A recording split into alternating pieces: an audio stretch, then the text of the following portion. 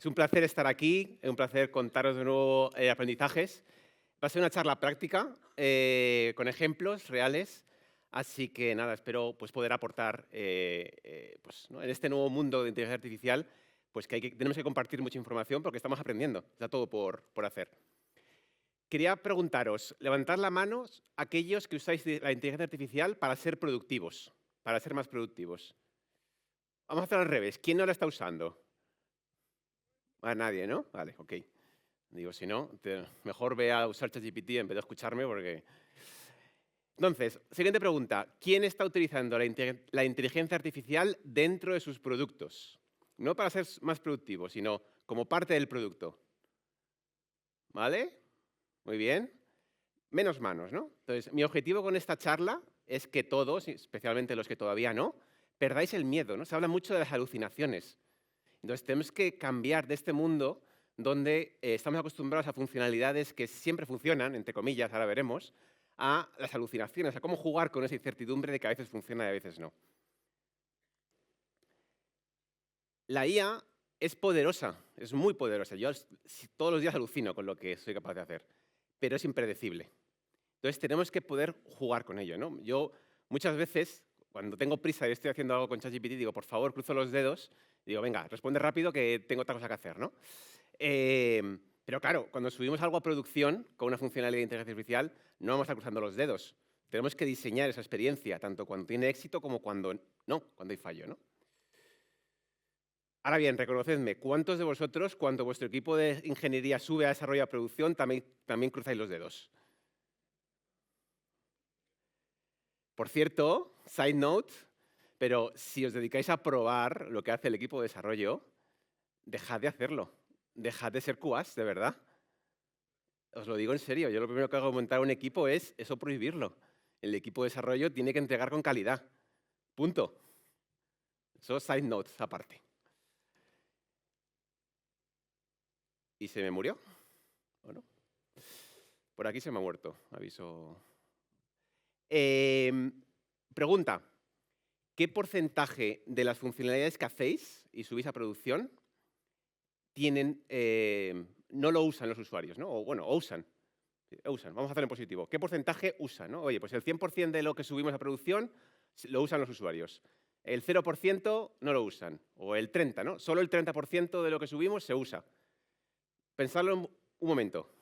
¿Vale? Puede ser porque lo use todo el mundo, o porque lo usen todos los días, o es una funcionalidad muy nicho que es solo un cierto porcentaje. Pensadlo.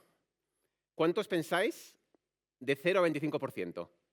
Menos del 25% de lo que subimos realmente se usa. ¿Alguna mano? ¿Algunas? ¿Del 25 al 50%? ¿Vale? ¿Más manos? ¿50, 75%? ¿Vale? ¿Otras cuantas manos? ¿De 75 a 100? Hay un par de manos. Vedme después, que os quiero conocer. No sé si lo hacéis cosas muy bien o vivís en el mundo de Yuppie. Si es lo primero, os quiero conocer. Si es lo segundo, no. Pues mira, la media del sector dice que entre el 20 y el 35% de lo que subimos realmente se usa. Entonces, ¿qué cantidad de tiempo invertimos en cosas que no se usan? Entonces, un montón de diseñar, de investigar con usuarios.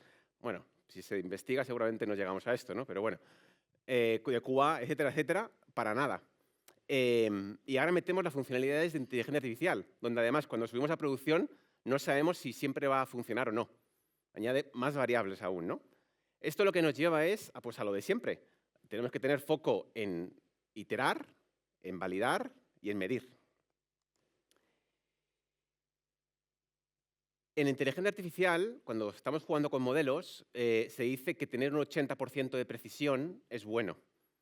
Si da un buen resultado de 8 de cada 100, pues podemos lanzar a producción y empezar a aportar valor, ¿no? La verdad es que tenemos suerte en la industria del software porque podemos jugar a eso. Vosotros imaginaros que estáis arriba en el vagón y os dicen arriba, oye, 8 de cada 10 veces vais a llegar bien. Somos unos privilegiados. Yo a veces lo pienso que en otras ingenierías, yo hice Teleco, pues me podía haber caído en otra ingeniería, pues eso no tenemos esa suerte, ¿no? Aquí tenemos podemos arreglar, ¿no? Como se dice, arregla el avión mientras vuela. Bueno, pues literalmente el avión nos arregla. En software sí, ¿no? ¿Qué es lo que pasa? Que claro, para poder lanzar con un 80% de precisión hay que diseñar el caso de fallo. Entonces tenemos que diseñar tanto el éxito como el fallo, ¿no? Y es que la IA falla. Cuando categorizamos documentos, pues pueden categorizar mal. Cuando estamos haciendo un resumen, ¿no? Ahora que están todas Google Gemini y todas estas metiéndonos la IA por todos sitios, pues hace un resumen de la reunión, pues nos puede dar datos pues, que no son relevantes, ¿no? O que se olvidan. Yo a veces pienso que es que la IA es como las personas y desconecta. Son muy pesados en la reunión y no nos va a hacer caso, ¿no? Pero bueno, entonces la IA puede fallar y va a fallar, ¿no? Yo la verdad es que me considero un privilegiado porque pues, trabajo en algo que me encanta y he tenido mucha suerte, ¿no? en toda mi carrera. He montado varias startups, como comentaban antes, y también en los últimos años pues, he ayudado a otras startups a crecer. Y también he tenido suerte porque, bueno, en ciertos momentos he hecho funcionalidades trabajando de IA, o con modelos de IA, pues desde hace más de 10 años, ¿no? Pues desde recomendador de lugares turísticos en Turistai, optimización de distancias con OnTrack, de precios. Entonces, he podido experimentar desde hace años y esto no me ha venido a nuevas, ¿no? Y entonces todo eso me anima y me ha hecho lanzar una nueva startup que os voy a contar ahora, que me sirve para contaros unos ejemplos. Entonces, os presento Punto. Nos vamos a meter con el maravilloso mundo de automatizar los trámites burocráticos con el Estado.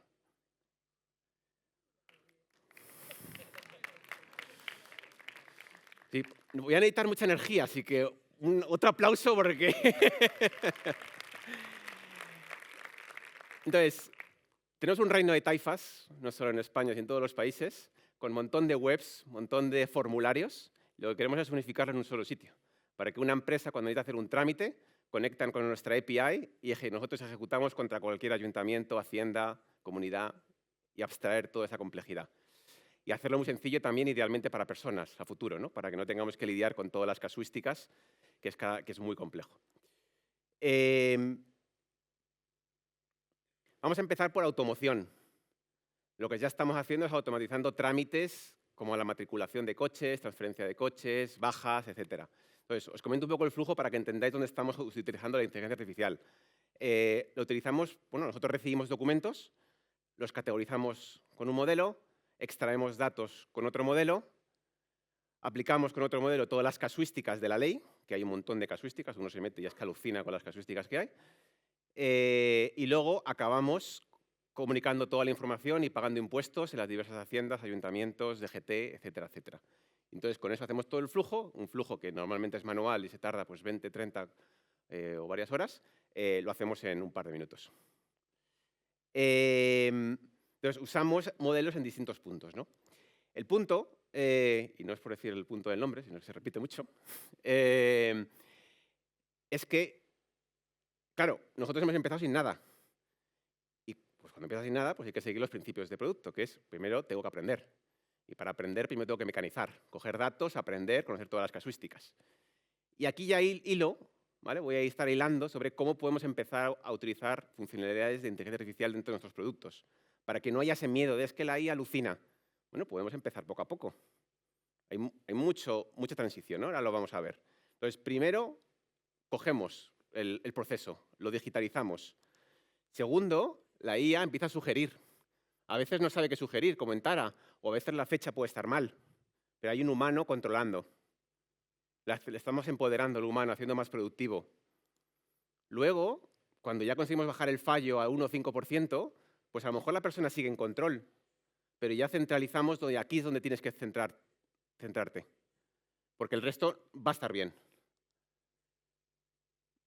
Y cuando ya tenemos todo muy controlado y todas las casuísticas muy cubiertas, ya pues sabemos exactamente dónde tiene que mirar. Te ocultamos el resto, ¿no? A lo mejor no es todo completamente automático. Yo, relacionado con la charla que decía José Antonio de antes, de la perfección, hay otro fallo que sucede mucho en producto y es que nos centramos mucho en automatizar. El coste de automatizar al 100% es infinito muchas veces, Muchas veces es mejor quedarse en el 90% y dejar al 10% que lo haga el equipo, ¿no? Entonces, tenemos que seguir esa evolución, ese camino. Los principios de producto. Lanzamos, iteramos, medimos, aprendemos. Foco en aprender. Producto es foco en aprender. Vale. Pero ¿cómo evitamos que la IA nos la líe? Chiste de ChatGPT, fantástico, tiene un humor brutal. Os pregunto, ¿qué hacemos para que no nos la líe la IA, ¿no? Porque está muy bien lo que he dicho antes, vale, pero ¿en qué momento confío? ¿No? Nosotros como responsables de producto, yo cómo confío en que esto va a estar bien. ¿Qué se os ocurre? Midiendo. Midiendo. ¿A quiénes de vosotros os gustan los relojes? ¿Pocos? ¿Hay alguien que haya pensado en ser relojero o relojera? ¿No? Pues mira, yo tengo una metáfora y es que trabajar con inteligencia artificial es como ser relojero. Porque tienes que abrir las tripas, tienes que ver el detalle, tienes que empezar a refinar, refinar, refinar y empezar a mejorar el modelo. Y hay que entrar al detalle, hay que ver cada dato. Porque la precisión está en ver esos microdatos, no quedarte en gráficas generales. Os pongo el ejemplo de esta tabla. Aquí tenemos pues, todos los campos, bueno, pues una serie de campos de los trámites que hacemos, de matriculación o de transferencia, en este caso, transferencia. A la izquierda son los datos que la IA sugirió y a la derecha son los datos que enviamos a la DGT. Entonces, aquí yo comparo cuando hemos acertado y cuando no. ¿Vale? El dato de la DGT es correcto porque ha sido revisado por un humano, el de la izquierda no. Entonces, yo así veo mi precisión, veo dónde falla. El otro día me desperté pronto, me cogí un té y me vi 3.000 filas de errores. Una a una, viendo todas las casuísticas, viendo las root causes. Y así entendí todos los fallos que estábamos teniendo y ya pudimos proponer mejoras y hacer iteraciones rápidas pues, sobre el modelo o sobre otras reglas que tenemos alrededor. Entonces, hay que entrar, mi recomendación es entrar al detalle, ¿no? Luego ya pues, escalaremos la medición y escalaremos las métricas, pero tenemos que entender el detalle, porque si no es muy fácil que se nos escape. Y claro, yo os he dicho, no, vale, pues entiendo e iteramos el modelo, vale, pero ¿cómo sabemos que vamos en la buena dirección? Pues aquí la buena recomendación es tener lo que se llama Golden Sets, que es básicamente pues como unos tests sobre el modelo, en el que por un lado pues tú tienes los inputs de ejemplo y los outputs de lo que esperas, ¿no? En nuestro caso, nuestros inputs pues, son una serie de documentos, en este caso facturas, y los outputs pues, es toda la extracción de datos que necesitamos de las facturas. Entonces, cada vez que mejoramos el modelo o queremos hacer una prueba, ejecutamos contra el Golden Test y vemos el ratio de precisión. Si mejoramos el ratio de precisión, pues va bien, si no, mal, ¿no? Entonces, esta es una de las cosas que más tarda. Nosotros casi tardamos más en generar el Golden Set que en generar el modelo, los prompts, etc. Es muy costoso. Y hay en algunas industrias que incluso hasta no existen, ¿no? Hay que crearlo de cero. Os pongo otro ejemplo. Nosotros la semana pasada estuvimos en uno de los pasos probando Gemini. Estábamos utilizando Anthropic Claude y estuvimos probando Gemini. Y claro, cuando tienes un Golden Set bueno, pues tú pruebas, entonces vimos que mejorábamos un 5% la precisión, mejorábamos 4x la velocidad y reducíamos el coste 70 veces. Entonces, pues la conclusión es obvia, ¿no? En este caso cambiamos a Gemini y perfecto. Pero tienes que tener esa comparativa, ¿no? Entonces, como estáis viendo, y no es que yo me dedique a vender cursos de datos, pero en inteligencia artificial los datos son clave. ¿Vale? Se basan en datos, básicamente. Entonces, hay que entender esa precisión y entender cada caso de uso. Porque prácticamente, si hablo con cada uno de vosotros en vuestros retos que tiene vuestra empresa, vais a poder utilizar la inteligencia artificial seguro. Ahora es una cuestión de, ¿la hago solo para eficiencia interna? Como complemento, ¿la hago para sustituir internamente? ¿La expongo al usuario? Y ahí, para eso que necesitamos es entender la precisión. Entonces, cada caso tiene su nivel de exigencia. No es lo mismo Pues el hecho, ¿no? Pues que un bancos o idealistas se dedica a categorizar documentos, que si categoriza mal, pues hay una persona que lo puede revisar, entonces es un tema de eficiencia, que categorizar urgencias médicas, que podemos tener la consecuencia de que a alguien pues, no le priorizamos y muere, ¿no? Pues los riesgos son distintos. No es lo mismo el que pues, un e-commerce cualquiera pues, tenga un agente que te responda a preguntas, que el máximo riesgo es que, pues, que no aporte o que, bueno, a lo mejor algún problema reputacional, pero bueno, es menor a decir que un producto le vas a subir un contrato y te va a detectar exactamente todos los problemas legales que hay, sin la revisión de un abogado. Pues el nivel de exigencia es muy distinto. Entonces, dependiendo del nivel de precisión que tú tengas, vas a poder hacer un producto u otro. Y va a ser un camino. Entonces, lo que tenemos que pensar es en el camino que tiramos, ¿no? Esto no... Y aquí ya vuelvo a otro tema que muchas veces fallamos en los equipos y es lanzamos una funcionalidad ya por la siguiente. Con la inteligencia artificial lanzamos y tenemos que medir, iterar, iterar, iterar. No vale lanzar y no miro. Eso no va a valer. Porque es que además los modelos tienen vida. Si dependemos de modelos de terceros, ese modelo puede mejorar o puede empeorar. Y si no lo medimos, pues igual nos encontramos con una sorpresa desagradable. Os pongo otro ejemplo de una startup que estuve ayudando, que es Mitzi, que hace agentes de voz de inteligencia artificial. Básicamente, permite a las empresas que tú llames a un número de teléfono de la empresa y un agente de voz te conteste y te dé información. O incluso te permita vender un producto. O que pues, tú dejes tu teléfono a una empresa y el agente de voz llame para darte información. Cuando empezaron a hacer pilotos, cuando estaban arrancando, la métrica comparativa, que es la conversión, era mucho peor que los equipos de personas. Entonces, pues dudaban, ¿no? Sus potenciales clientes dudaban. Midieron, entendieron, fueron al detalle, escucharon cientos de llamadas, vieron cómo fallaba y mucha iteración, iteración del modelo. Pues lo que han conseguido ahora es que superan en todas las empresas los ratios de conversión de los equipos. Pues, por ejemplo, en la UAX ya lo hacen 50% mejor. En Galería del Conexionista, que es un ejemplo curioso, lo que están consiguiendo es que antes solo tenía un equipo pequeño de personas vendiendo por la noche, ahora con los agentes de voz es infinito, pueden venderte lo que quieran y, por tanto, los precios, que estaban artificialmente altos porque no podían asumir más volumen de llamadas, los han bajado y, por tanto, están consiguiendo vender mucho más. Entonces, esto es un caso donde, ostras, que una persona hable con un agente para comprar y vender, entra en los riesgos, ¿no? Dices, pues es que la tecnología ya está yendo ahí. ¿Qué más nos plantea el tema de los modelos cuando estamos ya entrando en producción? Que claro, desde un punto de vista de diseño, de usabilidad, tenemos que tener más cosas en cuenta. Yo me acuerdo cuando arranqué mi primera startup, que era en 2008, con las aplicaciones móviles, que la latencia era algo a tener en cuenta, porque las peticiones podían tardar segundos. Ahora ya nos hemos olvidado casi. Pero bueno, ahora con la inteligencia artificial tenemos que volver a tener en cuenta, porque hacemos una llamada a un modelo y a lo mejor nos tarda segundos, o a un agente y nos tarda minutos. Entonces, ¿cómo diseñamos esa experiencia de la espera? También pues eso es algo que tenemos que recuperar. Cuando la inteligencia artificial no está segura, pues tenemos que jugar con esa confianza, porque uno de los puntos clave también, unido al siguiente punto de explicar el porqué, es que si utilizamos nuestro producto que complementa a la persona tiene que tener confianza en el producto. Si le decimos, ¿no? Supongamos que tenemos reglas de negocio dentro del modelo y le da una recomendación a la persona y la recomendación falla constantemente, la persona va a dejar de confiar en el modelo. Entonces, necesitamos poder aportar más información de por qué ha tomado esa decisión. Entonces, es un complemento, es un copiloto, ¿no?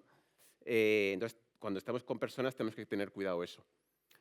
Y luego, por último, uno de los puntos clave, cuando veíamos la tabla anterior que yo capturaba el dato bueno, tenemos que saber cuál es el dato bueno.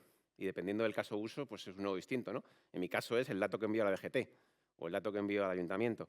En un generador de imágenes, ¿qué es? Pues quizás la imagen que se copia o la imagen que se descarga. En un resumen de texto, ¿qué es? Pues quizá a lo mejor es el último resumen. En un categorizador, ¿qué es? Pues es la categoría que al final se usó. pues dependiendo del caso de uso, pero tenemos que guardarnos cuál es el dato bueno, porque eso es lo que nos da la precisión y luego lo que también nos va a permitir reentrenar, ¿no? Entonces, desde un punto de vista también de usabilidad y de diseño, hay que tenerlo en cuenta porque esa información es clave. Y esto me lleva, por cierto, a que tradicionalmente data scientists estaban muy alejados, sobre todo de diseño, y mi recomendación es que trabajéis muy juntos diseño y data scientist, o los ingenieros que trabajen con el modelo, porque dependiendo de la precisión se va a poder hacer una interfaz u otra, y eso va a evolucionar. Entonces, hay que trabajar constantemente, ¿no? Yo, por ejemplo, una recomendación también que os hago, que fallé y luego aprendí, es no dejarles más de una semana, ¿no? Estar constantemente cada semana, oye, ¿esto cómo va? ¿Cómo va? Para ver qué interfaz, qué decisión tomamos de dirección del producto. ¿Qué pasa si necesitamos más precisión? No nos vale con un 80, 90, si que queremos cubrir más. Pues hay otras técnicas. Lo que he dicho, pues no hace falta sustituir al humano. Si es que a veces nos volvemos locos automatizando y no hace falta. Oye, pues que hay una persona revisando, ¿no? Tema de confianza, pues también se puede decir que ciertos, ¿no? Evaluar la respuesta y si no hay una confianza con un límite que pongamos, 95% o el que pongamos, que lo mandemos a la persona, al equipo, ¿no? Que se revise. O que se trate de distinta manera en el producto, ¿no? A lo mejor no damos recomendación al usuario porque tenemos poca confianza. Mejor no decirle nada que darle algo que puede estar mal. Hay otras maneras. Muchas veces, ¿no? Por ejemplo, si estamos extrayendo datos o estamos resumiendo o completando documentos, tenemos que asegurar que ciertos datos cumplan unas reglas que están ya fijadas. El DNI tiene un formato, el IBAN tiene un formato, la fecha tiene un formato. Asegurémonos que la IA no alucina. Hay ciertas validaciones que podemos meter, ¿no? Otras dos técnicas que también se podían hacer es, que sobre todo se están usando ahora, es no solo usas una petición contra un modelo, hazlo contra 3 y el que gane, ¿no? Si hay 2 que te dan el mismo resultado, la misma categoría, por ejemplo, pues la usas. Y luego la otra que también se está usando es yo hago una petición contra un modelo para que me haga un resumen, para que me haga la categoría, etcétera, etcétera. Recibo la respuesta y esa respuesta la lanzo contra otro modelo para que me la evalúe.